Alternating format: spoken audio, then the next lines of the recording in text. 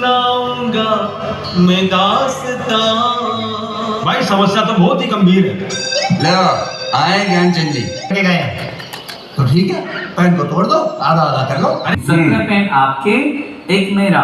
18 pen का आधा हिस्सा कितना हुआ? 9 ये लीजिए। हिस्सा आपका, तीसरा हिस्सा कितना हुआ? 6। ये लीजिए 6 आपके। और आपने तो मामला एकदम से निपटा दिया, कमाल है। देखिए, जब तक किसी समस्या में अपने आप को नहीं रखा जाए ना, तब तक समाधान नहीं मिलता। मेरा मतलब है, समस्या बाहर से दिखती है, जब उसके भीतर प्रवेश किया जाता है ना, तो समाधान अपने आप। मैं तो नहीं कहता, लेकिन लोग कहते हैं उन्हें संतुष्टि मिलती है। भैया कब चाय देना? आप चाय पिएंगे? नहीं, मैं व्यसनों से दूर रहता हूँ। व्यसन? हाँ, चाय, कॉफी, बीड़ी, सिगरेट, अल्कोहल, ये सब व्यसन ही तो है। जो आदमी छुड़ाए न छूटे, वो व्यसन ही होती है। चलता हूँ, जय जगन्नाथ। आपका कभी जयपुर आना हो तो आप सालाना में हमारे संस्थान में जरूर पधारिएगा, आपको बहुत अच्छा लगेगा। ठीक, चलता हूँ, जय जगन्नाथ।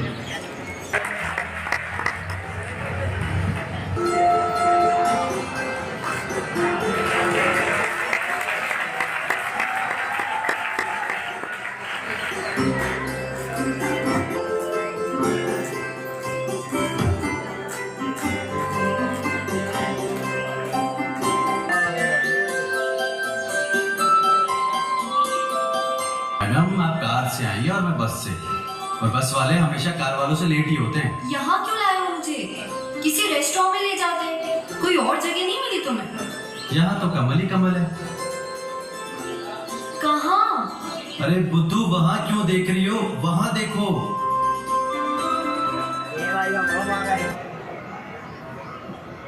ये देखो, नाम है अपनी फिल्म का।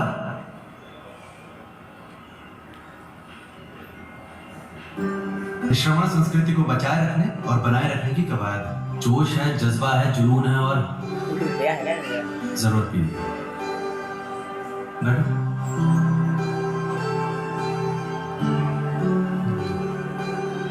ये लो, कॉफी पियो।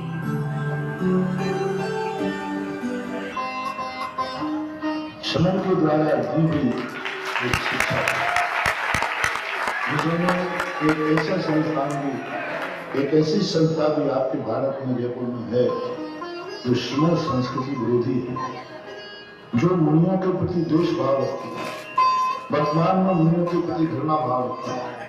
यहाँ तक कि वह, यदि उनके स्थान पर किसी मुनियाद का फोटो आ जाए तो वह इसको फाड़ करके पैरों से कुचला देते हैं, जैसे शुभम चक्रवर्ती से देव ने नमोकार मंत्र कुचलाया था।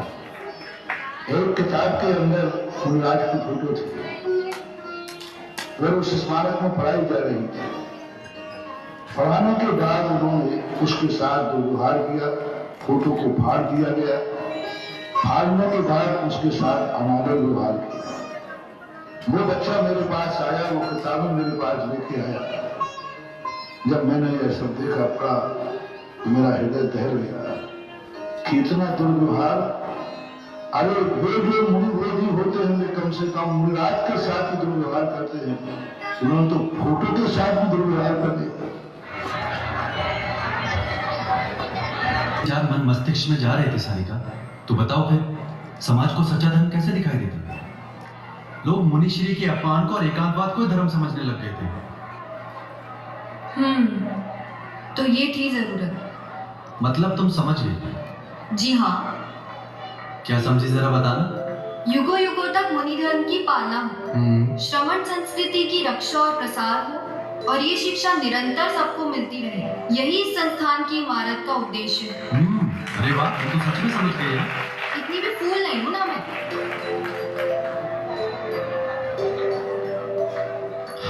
देखो उस बच्चे को, देखो। ये इमारत अपने परिसर में ऐसे बच्चों को बुलाती है। कहाँ जा रहे हो? गौरव प्लीज बता दो।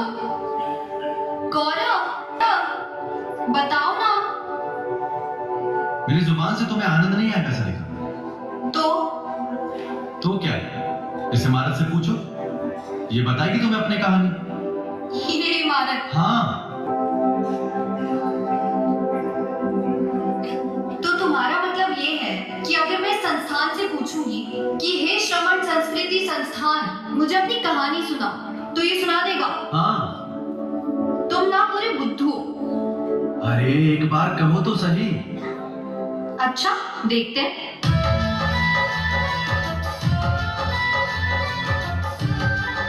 हे श्रमण संस्कृति संस्थान, मुझे अपनी कहानी सुनाओ। हे श्रमण संस्कृति संस्थान। अवश्य, मैं सुनाऊंगा तुम्हें अपनी कहानी।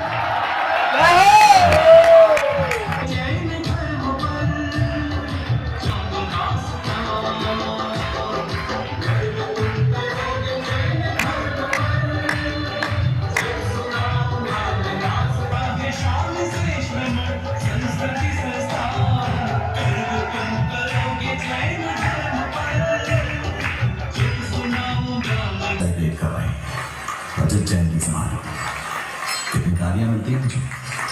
उन तालियों के वक्त मुझे याद आता है कि इन तालियों के पीछे कितनी मेहनत है। वो दो विद्यार्थी तो मुनीश्री को अपनी बात कहकर चले गए। जैसे ही उन्होंने ये बात सुनी, उनका मन द्रवित हो गया। वो बेचैन हो उठे। मुनि धर्म को बचाने और श्रवण संस्कृति की रक्षा के लिए अब उन्हें ही कुछ करना पड़ेगा, ऐसा ख्याल उनके मन में आने लगा। और हुआ भी ऐसे।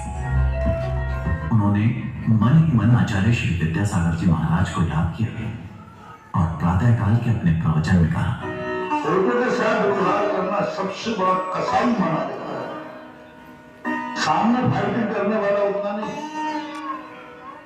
तब मेरे मन में भाव आया, उस दिन में रात भर सोया नहीं, पूरी रात ध्यान में बैठा रहा कि आज जिस स्थान पर मैं चतुर्मास कर रहा हूं वह स्थान इतना निकृष्ट भी है।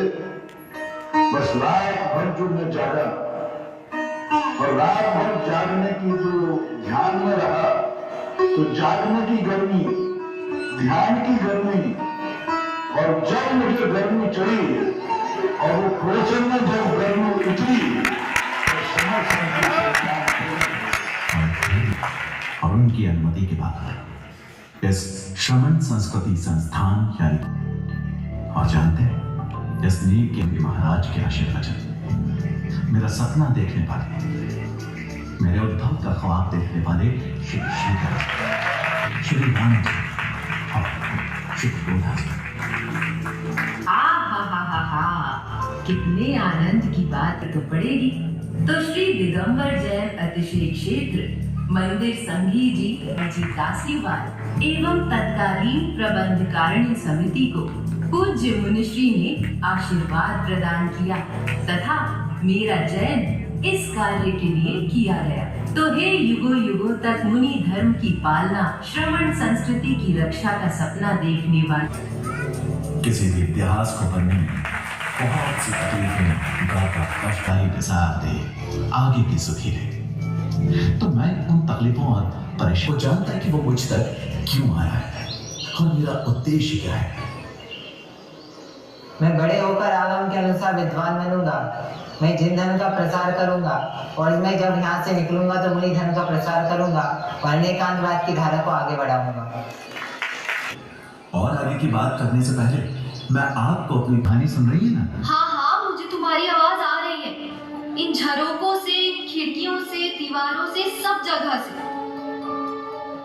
ठीक है, तो मैं बता रहा था कि संस्थान यानी मेरी स्वभाव ऐसे होती है।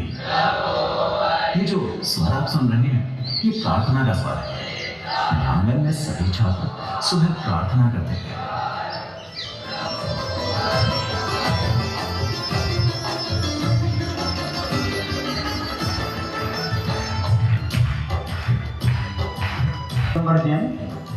श्रवण संस्कृति संस्थान के छात्रों को संस्कार करने के लिए हमने यहाँ की दैनिक चर्या निर्धारित की है। संस्थान के छात्र प्रातः 5 बजे प्रेयर के लिए तैयार हो जाते हैं।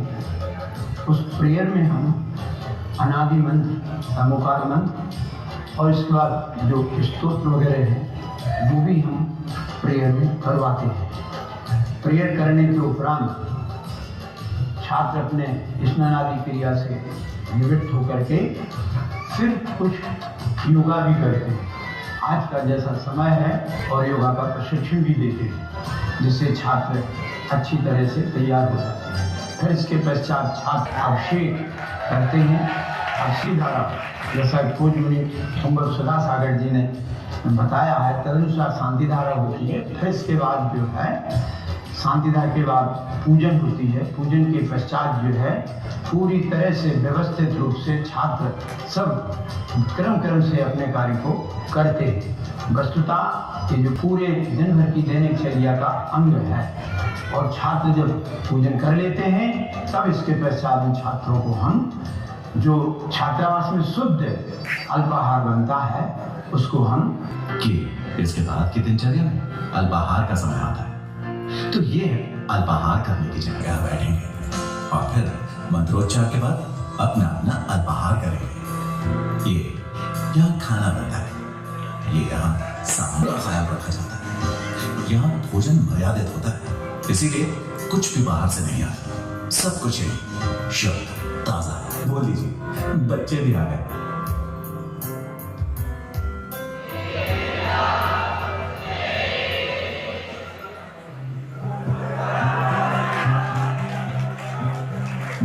लग गई बहुत। मुझे पता है कि तुम्हें सबसे ज्यादा भूख लगती है। लो खाओ। इससे क्या होगा? अरे ये तो खाओ पहले, जब बच्चे भोजन करेंगे तो तुम भी खा लेना। अभी तो अल्पाहार हुआ है, अब भोजन कैसे होगा? अरे बुद्धू, अल्पाहार और भोजन के बीच प्रातःकालीन कक्षाएं भी तो होती है, क्यों संस्थान? जी हाँ, अल्पाहार के बाद बच्चों की प्रातःकालीन 2 कक्षाएं लगती हैं। आप क्लास में चलें। सारिका जी, अपनी भूख को थोड़ा कंट्रोल कीजिए और कक्षा में चलिए।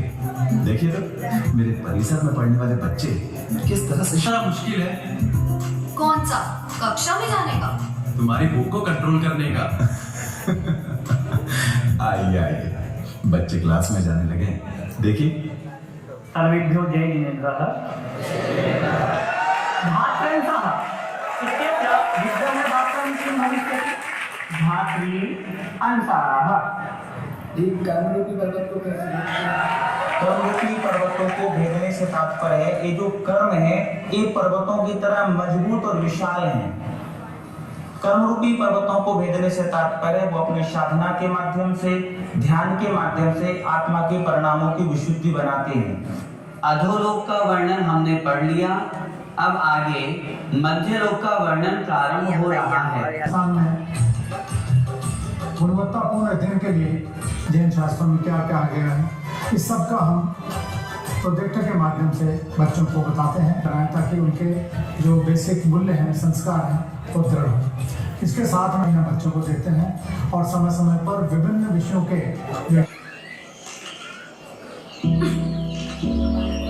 अरे इतनी भूख लगी है क्या? और क्या, तुम्हें पता है ना मैं कुछ भी सहन कर सकती हूँ पर भूख नहीं। अभी बच्चों की कक्षाएं खत्म होने वाली हैं, उसके बाद बच्चे जाएंगे भोजनशाला में भोजन करने। तो हम भी चले? ये लीजिए दीदी, एक फल खा लीजिए। आप बड़े यत्न से फल तोड़ रही थी ना। फल तोड़ना अच्छी बात नहीं होती, ऐसा करने से पेड़ों को तकलीफ होती है, इसलिए मैं आपके लिए ले आया। अरे वाह, आपको भूख लगी होगी ना। देखा इसे कितनी चिंता है मेरी। दूसरों की भूख मिटाना अच्छा काम होता है ना दीदी। वैसे तुम यहाँ क्या कर रहे हो? क्लास क्यों नहीं गए? वो मेरा नया एडमिशन हुआ है, वैसे तो मैं क्लास ही में था, अब भोजनशाला जाऊंगा। जय जिनेंद्र। जय जिनेंद्र। जय जिनेंद्र। अरे वाह, ये तो यहाँ प्रवेश करते ही संस्कारवान बन गया।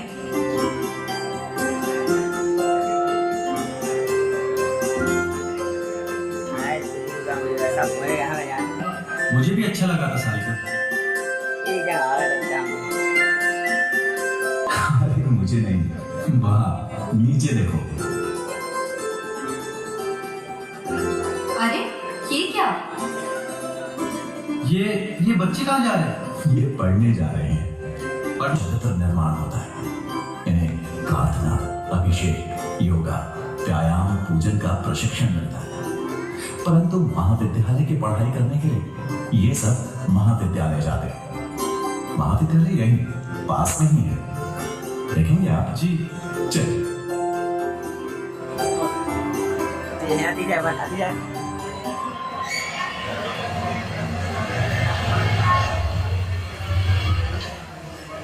ये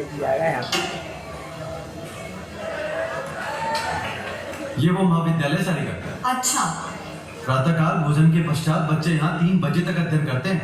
हाँ जानती हूँ। वहाँ संस्थान में अपने निर्माण की शिक्षा प्राप्त करते हैं और यहाँ अपने निर्वाह की यानी कि एकेडमिक नॉलेज में पारंगत होते हैं। लो आओ किसी से पूछते हैं कि यहाँ की पढ़ाई में और संस्थान की पढ़ाई में क्या फर्क है।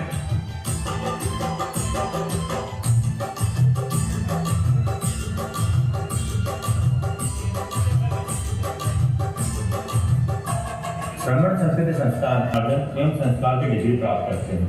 इस तरह से दोनों ही क्यों पूछा? अभी भी संस्थान ने मुझे कहा है कि जब इस संस्थान की बनाने की बात की गई थी तब भी ऐसे थोड़ा थोड़ा प्रकाश फैला था और थोड़ा थोड़ा अंधकार दूर हुआ था।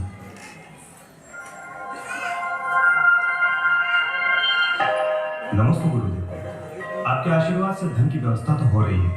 अब आजीवन जैसा आप निर्देशित करेंगे वैसा ही निःशुल्क कार्य करते रहेंगे। नमस्ते गुरु।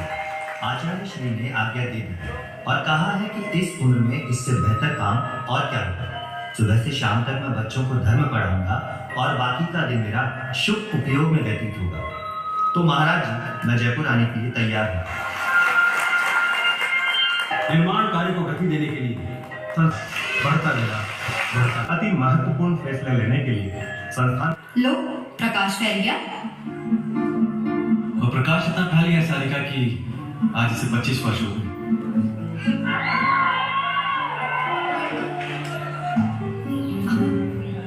अरे खेलकूद या आराम करने का समय?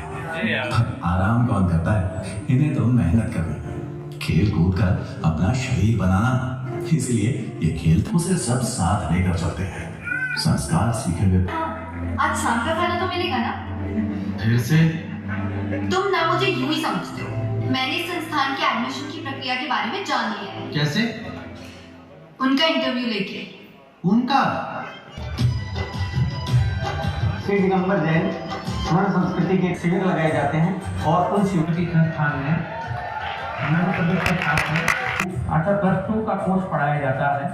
महाविद्यालय स्तर पर वहाँ माध्यमिक शिक्षा बोर्ड की वे वरिष्ठ उपाध्याय परीक्षा के 2 वर्ष के कोर्स को पूर्ण करते हैं। प्रारंभ के 2 वर्षों में प्रत्येक विद्यार्थी को ष्टोपदेश, द्रव्य संग्रह और रत्नकरण श्लाघाचार्य इन 3 ग्रंथों को पूरा अध्ययन कराकर कंठस्थ याद करा दिया जाता है। 2 वर्ष के अध्ययन के उपरांत विद्यार्थी कॉलेज शिक्षा में प्रविष्ट होता है, जहाँ पर वह जगत गुरु रामानंदाचार्य संस्कृत यूनिवर्सिटी के द्वारा संबद्ध दिगंबर जैन आचार्य संस्कृत महाविद्यालय की शास्त्री प्रथम वर्ष में विद्यार्थी प्रवेश लेता है। इस प्रकार हमारे यहाँ के विद्यार्थी को वह शास्त्री परीक्षा उत्तीर्ण करने के उपरांत पूरे भारत में BA के समतुल्य जो है मान्यता उसे प्राप्त की हुई है। हमारी ऐसी मान्यता है कि अचानक कहाँ गायब हो गए? ये कहीं गायब नहीं हुए जना, ये यही है, पढ़ रहे हैं, शिक्षित हो रहे हैं, पोषक ध्वनियों में आस्था रखने वाले श्रावक बन रहे हैं। छात्र ही नहीं आते तो ये कमरे ऐसे ही खाली रहते तो फीस नहीं होती, तो उनके पास छात्रावास में रहने के लिए देने वाला शुल्क नहीं होता, तो मगर ऐसा नहीं हुआ। सहज उस बात के लिए बचने का अधिकार महाराज के आशीर्वाद और परम पूज्य मुनि पुंगव श्री सुधार सागर जी महाराज के सानिध्य में शिलान्यास का कार्य संपन्न हुआ। इस संस्थान के निर्माण कार्य के लिए पूज्य गुरुदेव के समक्ष ये संस्थान को समर्पित है। ये संस्थान के निर्माण कार्य में सहयोग करते रहेंगे और प्रयासरत रहेंगे कि भागते ही जा रहे हैं, जिनसे प्रवेश करने के पश्चात कोई फीस नहीं ली जाती और उन्हें लौकिक और धार्मिक शिक्षा निःशुल्क दी जाती है। ये बालक यहाँ पढ़ते हैं, शिक्षित होते हैं और संस्थान का उद्देश्य पूरा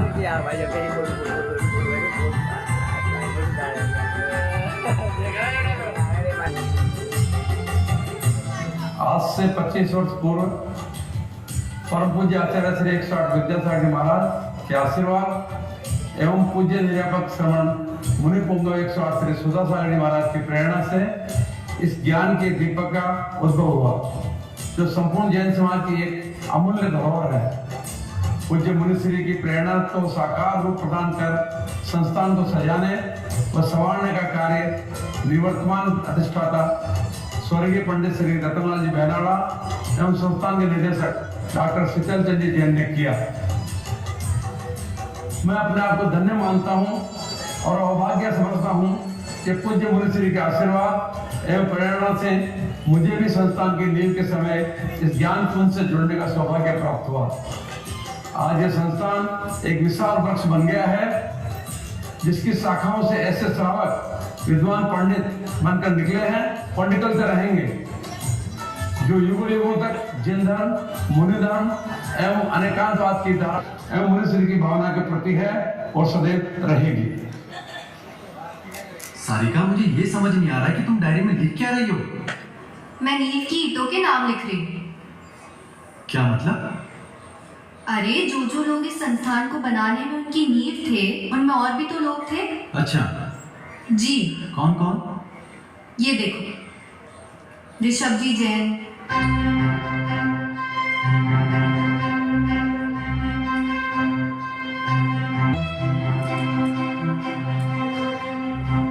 कमाल है ना, इन सब लोगों के जुनून जज्बे और प्रयास से इतना बड़ा संस्थान खड़ा हो गया। अरे जनाब, उस वक्त और भी लोग थे।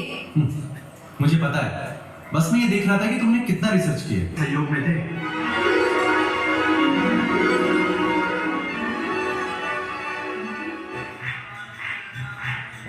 ऐसे कहते हैं कि छात्रों की दिनचर्या का ये भी एक पार्ट है कि यहाँ डेली सायकालीन आरती होती है। पर ये तो शाम के भोजन का टाइम था ना। वो हो गया, तुम काम में व्यस्त थी, उसी वक्त हो गया कि यहाँ रात्रि भोज नहीं होता। संस्थान क्या हम भी आरती में चल सकते हैं? हाँ, क्यों नहीं, तुम्हें लेने ही तो आया हूँ मैं। चलो जी, आ गया अभिषेक जी, देखो फ्रंट में।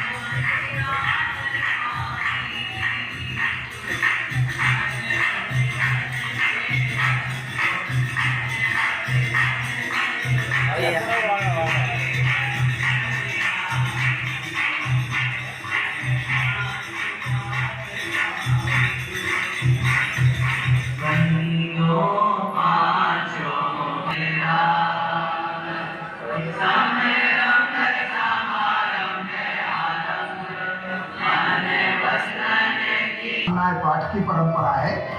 उसके बाद फिर छात्र कक्षाओं में पढ़ते हैं।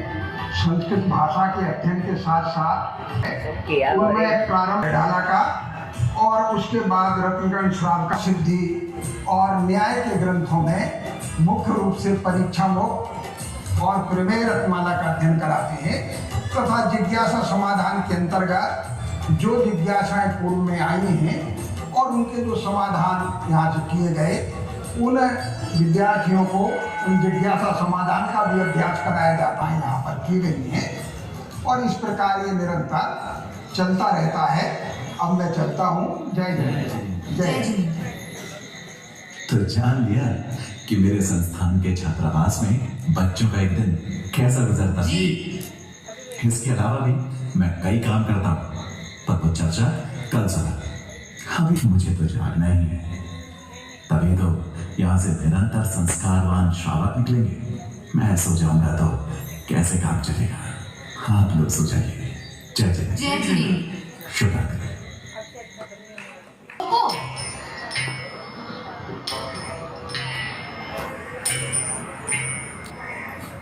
क्या हुआ?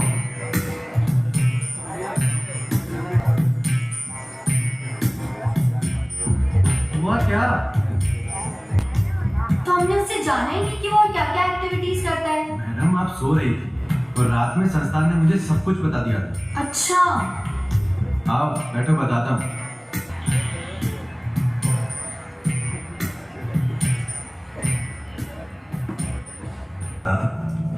इमारत, ये संस्थान यानी कि मैं कुछ लोगों का संस्थान नहीं, मुझे पूरे भारतवर्ष के सभी आचार्यों का उपाधि। तभी तो मैं इतने आत्मविश्वास से कार्य कर पाता हूँ, उसे अपने आगोश में ले लेता हूँ और जब वो मेरे परिसर में पढ़कर सीख कर धर्म की पालना करने लगता है, मुनिव्रत धर्म को समझ लेता है, अनेकांतवाद को कहता कि जा ज्ञान और फैला मुनिकृत धर्म का प्रकाश में जहां जहां उसे बुलाया जाता है वहां अपनी बात कहने। इसी तरह हमारी स्थिति है कि मेरे यहाँ पढ़ने वाले हर बालक के विद्वत निर्माण में यहाँ के लौकिक श्री पुंगव संत श्री 108 सुधा सागर जी महाराज का ही हाथ होता है। पूज्य गुरुदेव स्वयं अपनी साधना से समय निकालकर समाज के कल्याण के लिए और धर्म की प्रभावना के लिए ऐसे विद्वान तैयार करने के लिए समय साथ आध्यात्मिक शिक्षण प्रशिक्षण शिविर लगाते हैं। देश ही मुनिव्रत की मशाल को संपूर्ण विश्व में जलाना है। छात्रों को बता दें ये है और ये भी है। मेरे माध्यम से 2017-18 में बालिकाओं को तो एक अनूठा काम हुआ। इस बालिका छात्रावास के रूप में जहां परम पूज्य गुरुदेव संत शिरोमणि आचार्य श्री 108 विद्यासागर जी महाराज का आशीर्वाद से एवं परम पूज्य सुधा सागर जी महाराज की प्रेरणा से श्रीमती शीला टोलिया की देखरेख में एक महत्वपूर्ण भूमिका बनी और बालिका छात्रावास का प्रादुर्भाव हुआ। आज देखा जा रहा है कि हमारे समाज की बालिकाएं उच्च शिक्षा प्राप्त करने के चक्कर में अन्य जाति के बालकों की ओर आकर्षित हो रही है। इन सबको मद्देनजर रखते हुए हमारा कर्तव्य बना कि हम इनको सुसंस्कारित करें। इसी के तहत मुनि पुंगव से सुधा सागर जी मुनिराज ने एक ऐसा आशीर्वाद दिया और सांगानेर में एक ऐसा स्थान स्थापित किया कि जहां पर ब्राह्मी सुंदरी नारियों की तरह हमारी बालिकाएं तैयार की जा रही है। हम देख रहे हैं कि हमारी बालिकाएं हर क्षेत्र में कार्य कर रही है, चाहे वो सांस्कृतिक क्षेत्र हो, चाहे वो कला हो, संगीत का क्षेत्र हो, नाट्य कला हो, सभी में वह बहुत रुचि से भाग ले रही है। हम चाहते हैं कि इन बालिकाओं को कंप्यूटर में भी बहुत आगे तक शिक्षा दें और इनके जीवन को बहुत आगे तक बढ़े, ऐसा संस्कारित करें। हमारी बालिकाएं इसी तरीके से पौधा हुआ करता था, मगर आज एक विशाल पेड़ है। इसकी शाखाएं देखिए और इस संस्थान के लिए अपना जीवन झोंक दें।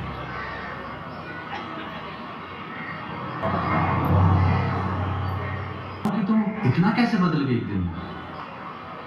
सब संगत का असर है। एक दिन में संस्थान में रहकर ऐसी हो गई है। एक दिन में इतना अंतर कि फास्ट फूड नहीं खाया, कोल्ड ड्रिंक नहीं पी, यहाँ तक कि चाय कॉफी भी नहीं पी। मुझे उस वक्ता की बातों ने बहुत इम्प्रेस किया। विद्वान समाज का दर्पण होता है। उसमें दिखने वाले पदार्थ भी धुंधले नजर आएंगे। इसी तरह हम विद्वानों का आचरण यदि खराब होगा तो समाज में प्रभावना नहीं बल्कि अप्रभावना होगी। इसलिए हम विद्वानों को कम से कम इन 6 नियमों का अवश्य पालन करना चाहिए। वे 6 नियम हैं। सबसे पहले रात्रि भोजन का त्याग, प्रश्न। तीसरा, बिना छने पानी का त्याग। चौथा, जादी जमीकंद का त्याग। और छठवा है बाजार अथवा होटल से भावना ना हो पर अप्रभावना नहीं होनी चाहिए। से रह रहे हैं, उनमें कितना बदलाव आया होगा ना। तभी तो इस संस्थान ने 25 वर्षों में इतनी सारी उपलब्धियां हासिल की है। तुम सुनोगे ना तो शान हो जाएगी। अच्छा, चलो बैठो। अध्ययन करके लगभग 750 विद्वान छात्र ये इंतजार करते हैं कि कब प्रवेश वाला शिविर हो और हम संस्थान की प्रवेश प्रक्रिया में शामिल हो। क्या अध्ययन प्राप्त कोई भी युवा, इसीलिए श्री दिगंबर जैन श्रमण संस्कृति संस्थान सांगानेर के अंतर्गत अखिल भारतवर्षीय दिगंबर जैन परीक्षा बोर्ड संचालित आयोजन किया जाता है। और खुशी की बात है कि मेरे यानी संस्थान के इस रजत जयंती वर्ष में मनाए जा रहे समारोह इन शिविर ऑनलाइन कक्षाएं भी संचालित की गई। छात्रावास में लगभग 230 से 250 छात्र रह रहे हैं।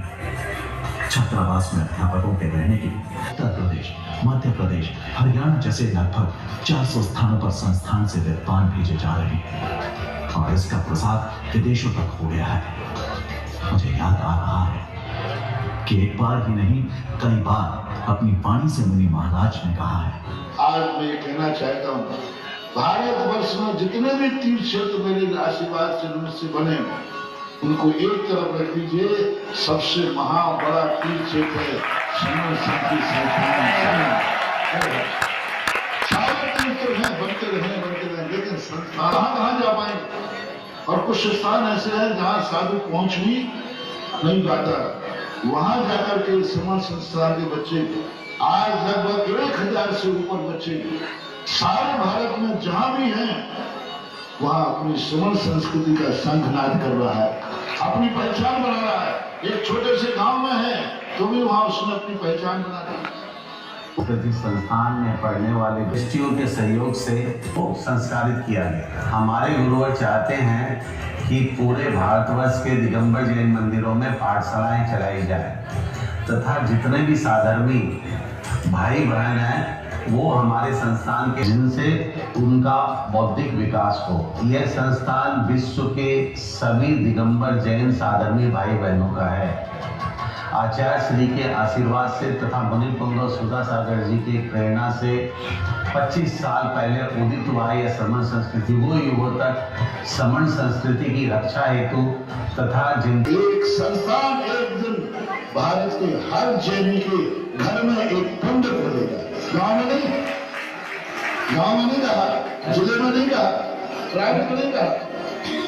यदि आप आगे आते गए तो एक दिन पूरे गांव में नहीं हर घर में एक पंडित होगा। और यदि बालिका विद्यालय तुमने चला दिया तो हर घर में एक बहू पंडितानी होगी। वही बच्ची सुधरती है, 3 कुड़ियां सुधरती है। जो खुद सुधरेगी उसका बेटा भी सुधरेगा, उसकी बेटी भी सुधरेगी और 3 पीढ़ी तक वो संस्कार बना रहता है। ये लोग सब बड़ी मेहनत कर रहे हैं, बिल्डिंग बना रहे हैं, सब कर रहे हैं, लेकिन अभी उतना कनेक्शन प्रोग्राम नहीं मिला है, कनेक्शन दान नहीं मिला है। मेरा एक सोच है, आज मुझसे आशीर्वाद चाहते हो तो सारे भारत के लिए एक सोच है कि बस श्रमण संस्थान के दरवाजे आया हुआ कोई बालक और बालिका वापस नहीं लौटना चाहिए।